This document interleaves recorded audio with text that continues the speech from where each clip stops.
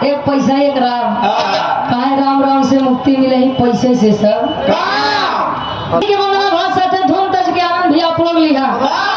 वहां से आप लोग विश्वकर्मा जी के बारे में बहुत सुंदर कहानी सुना।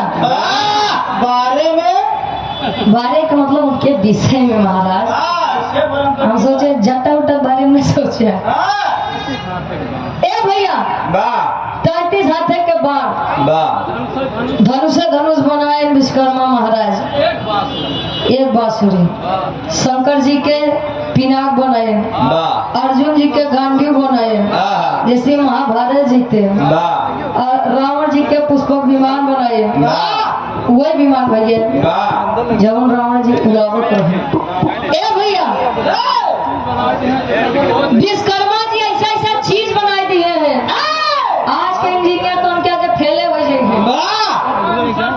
रिसर्च होगी बा।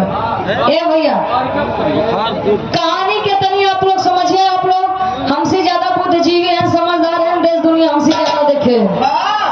लेकिन ये आप लोग खड़ा करके यहाँ गवावत होकर खातिर तहे दिल से धन्यवाद बा। एक ऐसे अनोखा विराज आप सबके बीच में रखा। निर्माण तो विश्वकर्मा जी के बारे में बहुत चीज आप लोग जानत हो गए, जो